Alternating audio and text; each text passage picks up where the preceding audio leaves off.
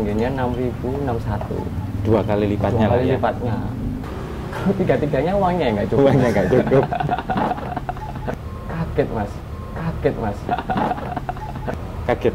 Kaget itu waktu ngeliat salju. Lagi kita kan beso ya mas.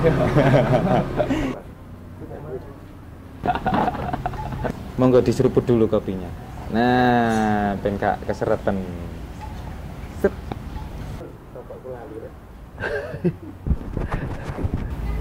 Halo Mas, selamat siang. Halo. Aja tegang-tegang Mas. Suwante Mas. Nah, monggo perkenalan, nama lengkap, nama panggilan, terus asal. Oke, lengkapnya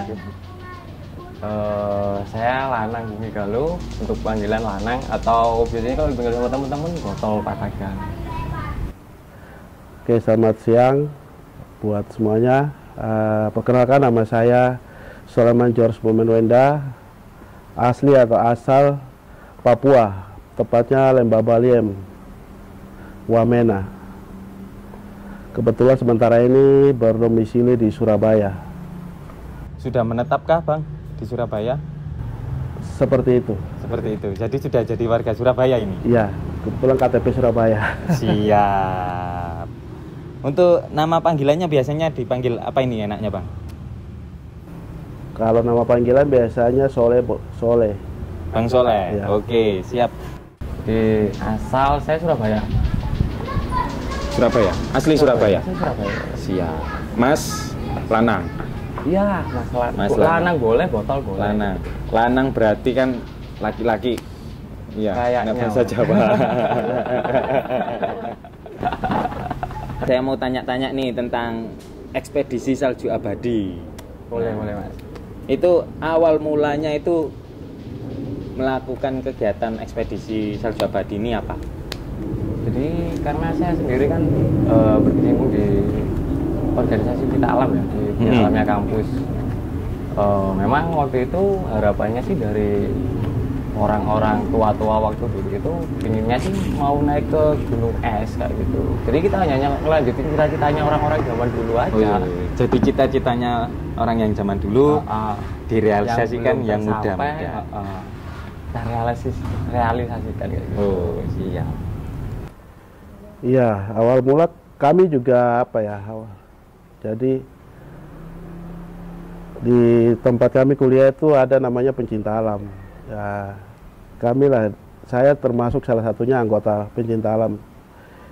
Dan salah satunya juga yang terpilih menjadi atlet ekspedisi. Dan itu ekspedisi itu juga angan-angan senior kami. Dan kami salah satunya yang seleksi dari beberapa teman-teman lah anggota yang terseleksi, ya salah satunya saya yang jadi. Oh, jadi nggak semuanya berangkat gitu ya Bang ya? Ada seleksinya sendiri. Siap. Nah itu kenapa itu Bang, Mas? Kok dulu nggak bisa terrealisasi? Budget Mas ya, itu ya terus masalah terutama itu tetap di uang ya Mas itu. Uang. Lagi-lagi uang gitu ya. Nah, dari Mas Lanang sendiri, persiapannya apa aja untuk ekspedisi ini? Jadi yang kenapa kita bisa berangkat kemarin, yang pertama karena kita sudah siap budget waktu itu Mas. Di budget sendiri waktu itu kita punya tabungan dari kegiatan-kegiatan yang lama. Kita punya tabungan save, ada dana, terus kemudian kita juga dapat support dari kampus, sama sponsor juga ada. Terus sisanya kita patungan bareng. Oh, urunan kayak pendakian bersama gitu ya? Bener. Anak zaman sekarang kan gitu, share cost zaman sekarang gitu. Ya, persiapan terutama itu fisik ya. Fisik itu benar-benar harus siap ya. Terus sama kesehatan. Terus tiga itu sama perlengkapan yang kami pakai buat ekspedisi itu sendiri. Nah, persiapannya berapa lama ini sebelum melakukan? Untuk berangkat? Persiapan fisik sendiri tuh kalau nggak salah 6 bulan. Fisiknya aja Ya, 6 bulan? jadi sekalian sama persiapan untuk perlengkapannya juga. Nah, berapa nih Mas biayanya yang dibutuhkan dari Mas sendiri? Per orang atau gimana itu? Tadi kan dari kelompok. Nah, ini perorangan nih. Kira-kira. Waktu itu sih ada ini ya, ada apa namanya? Ada akadnya. Waktu itu memang ada akadnya, ada perjanjiannya kalau kita itu tiap orang yang berangkat nantinya. Karena ada seleksi. Jadi nantinya tiap orang yang berangkat itu kita patungan itu 7,5, sekitar 7,5 juta kalau nggak salah Per orang. Tapi realisasinya nggak sampai segitu. Karena waktu itu kiranya udah cukup. Kita juga waktu itu kan juga masih pengangguran Mas, kayak gitu kan. Jadi ya wes seadanya aja dari masing-masing tiap orangnya. Cuman ketolong dari Wul-wulnya itu tadi. wul yang patungannya itu tadi ya. Oke.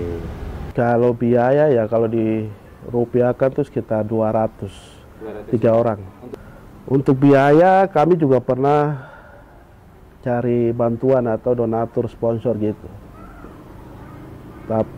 Ya salah satunya donatur sponsor, terus sama donatur dari senior-senior kami. Nah, Mas, gunung mana aja sih yang jadi tujuan ekspedisi Salju Abadi ini? Jadi waktu itu kita buka bursa waktu itu Mas. Jadi karena memang sebelum menentukan di mana kita mau berkegiatan, waktu itu kita ini dulu ambil suara dulu mana yang nantinya jadi tempat buat kegiatan kita di Voting gitu ya? Voting, bener. Ya. Waktu itu ada di Kilimanjaro di Tanzania sama di Kartens Piramid selain di Merapi.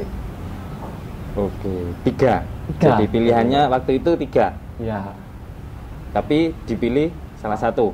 benar. Kenapa nggak 3-3-nya? Kalau 3-3-nya uangnya nggak cukup. Uangnya nggak cukup. Nyari sponsor lagi. Nyari sponsor lagi susah juga. Jadi akhirnya pilih salah satu. Pilih salah satu. Di Merapik itu tadi ya. Benar. Waktu itu bursanya ada kalau nggak salah 3, salah satu sama Merapik ini. Jadi satu tuh di Indonesia sendiri Kartens Piramid, terus kedua itu di daerah Kilimanjaro, ya daerah Nigeria apa gitu, Kamerun apa Nigeria lah. Terus ketiga akhirnya tertujulah ke Merapik, yaitu daerah satu taman nasional sama Himalaya, daerah Nepal. Nah, kenapa kok harus memilih Merapik sebagai tujuannya?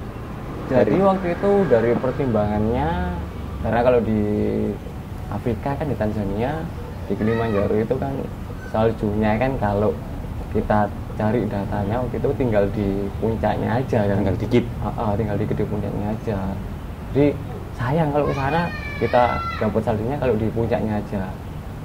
Terus kalau di Kartensnya sendiri itu budgetnya sama. Kalau kita mau ke Himalaya budgetnya sama, tapi masih di dalam negeri. Waktu itu pertimbangannya seperti itu. Jadi mending kita ke luar negeri sekalian, ke Nepal, ke Himalayanya gitu. Susah nggak Mas ngurus dokumen-dokumennya ini? Kalau dokumennya enggak sih Mas. Kalau kita ke sana itu on arrival kan ini visanya. Jadi kita langsung dari bandara langsung ngurus visa bisa gitu. Oh, jadi visa liburan. Bisa liburan. Visa liburan. Oke, jadi dokumen lainnya nggak susah ya Mas ya? Enggak. Paspor Gampang. mungkin? Paspor kita ngurus waktu itu dibantu sama kampus waktu itu, jadi agak gampang, jadi ngurusnya nggak ribet-ribet. Nggak ribet ya, beda kalau ngurus sendiri ya? Beda kalau ngurus. Itu kesepakatan dari anggota, dari anggota Pataga. Ya salah satunya ya dari untuk ini siapa? Biaya. Jadi biaya ya salah satunya lebih hemat. Kalau dari yang 2 ini tadi kan, satu ini masih di daerah dalam negeri juga, cuma biayanya hampir sama. Akhirnya ya lebih memilih luar negeri, terus milihlah ya namanya Merapik. Nah, terus Mas, tantangannya nih yang terberat waktu mendaki di Merapik ini apa aja? Bisa diceritakan sedikit tantangan paling beratnya? Kalau di waktu di ekspedisinya tantangan paling beratnya itu ketinggian. Ketinggian. Jadi kita yang biasanya naik paling tinggi di Jawa Semeru kan 3.600 kan. Kita kemarin naik di Merah itu kan tingginya 6.061. 2 kali lipatnya Dua lah kali ya. lipatnya. Nah, itu kita juga pernah sih ngalamin mountain sickness juga. Jadi kayak pusing. Awal itu aku ngerasain udah mountain sickness sudah. Itu masih di ketinggian 3.200 Mas ya. Di camp pertama itu udah kerasa udah. Terus ya bergantian kayak gitu Mas, teman-teman gantian yang ngerasainnya. Sama-sama pernah ngerasain mountain sickness sudah. Kalau berbicara tantangan ya, pasti kita beda iklim, terus beda grid gunung yang kita ini. Jadi itu banyak sekali sih tantangannya itu. Mulai dari mental, fisik, itu pasti terganggu sekali. Seperti itu. Terus ada lagi Mas, selain itu mungkin kaget atau apa? Kaget Mas. Kaget. Kaget itu waktu ngeliat salju. Nanti kita kan di Weso ya Mas. Di sini nggak ada salju soalnya ya Mas. Misalnya kita ada salju, main bola salju itu loh, lempar-lempar notnya Kayak di TV-TV gitu ya. Lempar-lemparan. Soalnya di sini lihat kulkas dulu, baru lihat salju. Terus Mas, ini mungkin bisa diceritakan pengalaman waktu mendaki di Merah Peak ini, sedikit pengalamannya. Waktu di lapangannya ya? Ya, waktu di lapangannya. Saya sendiri mengalami juga apa ya? Sempat ini batuk tuh keluar darah. Mungkin bisa diceritakan pengalaman waktu mendaki di Merah Peak ini, sedikit pengalamannya. Waktu di lapangannya ya? Ya, waktu di lapangannya. Pengalamannya sih seru Mas ya, karena ya beda kan kita naik di gunung di Jawa yang biasanya subtropis, kalau di sana kan ada saljunya kan. Ternyata apa ya pengalamannya apa ya yang sebenarnya ya seru sih. Ya, bingung juga yang ceritainnya. Speechless. Saking senengnya. Nah, bedanya apa aja Mas selain dari ketinggian, terus iklimnya? Ada lagi nggak perbedaan gunung di Indonesia sama di sana? Waktu itu kita kagetnya waktu di arah puncak Mas, ternyata di sana itu ya kita udah pelajari dari awal kan, kita coba cari data dari awal, ternyata di sana itu banyak jurang-jurang di bawahnya salju. Oh. Jadi waktu ke puncak itu Jadi tebel gitu saljunya? saljunya tebel.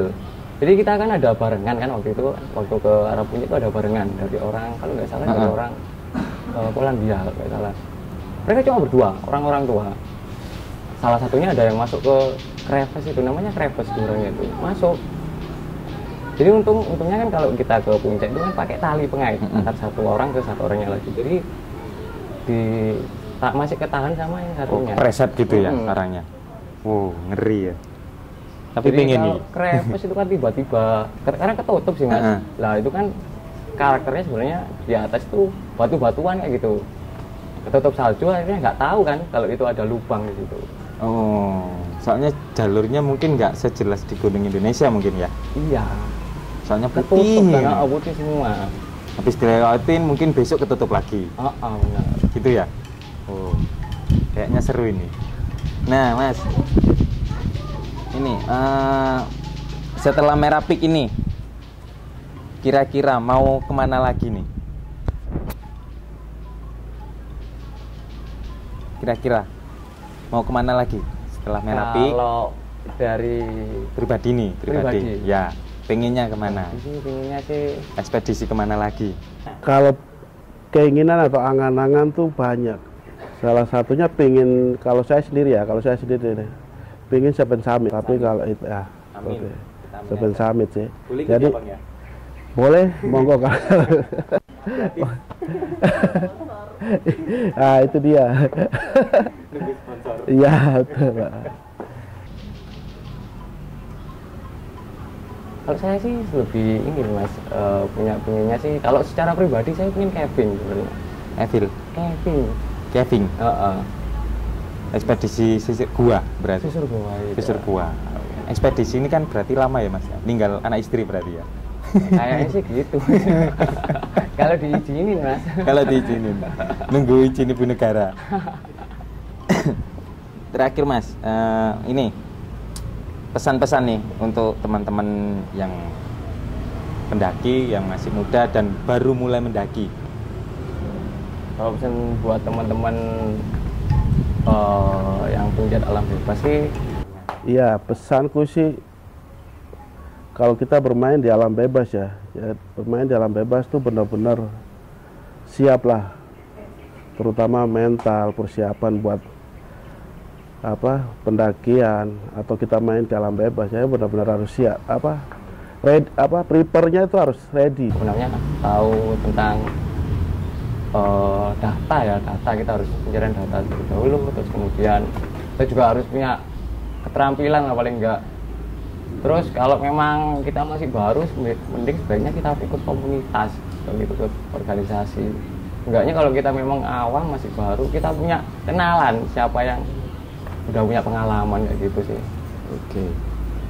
Ikut komunitas lebih baik sih ya. Lebih baik daripada cul-culan dewi. Kalau freelance yang mending pakai guide sedikit aja lebih aman. Open trip lebih aman. Dan benar-benar jangan anggap remeh lah kalau kita main ke alam. Sekarang ini kan saya lihat banyak orang yang memang suka tapi persiapannya kok nggak mateng kayak gitu. Jadi iya betul. Jadi akhirnya banyak ada kejadian-kejadian di gunung, di manapun di alam lah. Jadi kalau pesan saya benar-benar harus prepare. Jadi jangan sekali-sekali nganggap main ke alam bebas tuh anggap remeh lah. Jadi benar-benar harus persiapan anunya itu harus benar-benar mateng. Nah, satu lagi bang, mungkin bisa diceritakan sedikit sefruit perjalanan dari Indonesia ke Nepalnya ini. Perjalanannya sih asik dan banyak kejadian yang lucu-lucu sih.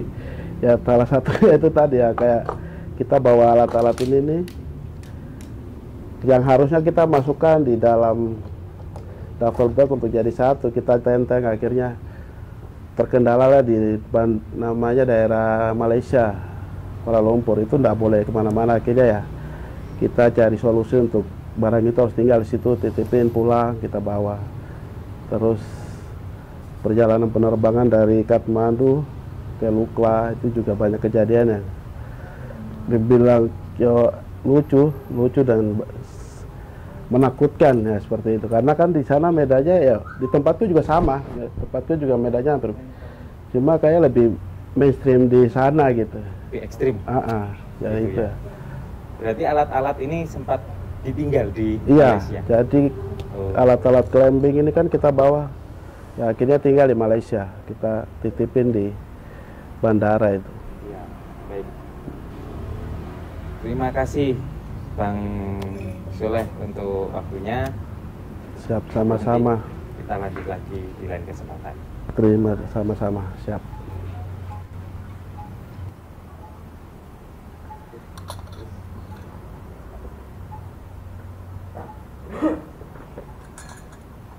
Mungkin ini sih ada tanya lagi, perjalanannya ini dari Indonesia ke sana ini ada apa ya, kejadian yang nggak terlupakan sampai sekarang? Kejadian nggak terlupakan itu dari naik pesawat waktu itu mas. Apa takut? Itu dari takut iya, tapi ada kocaknya juga. Jadi kalau dari pesawat dari Kathmandu ya, dari Nepal itu ke Lukla, ke start awal dari mau ke Himalaya itu, dia naik pesawat kecil tuh. Pesawat kecil. Pesawat kecil, yang nggak ada navigasinya itu.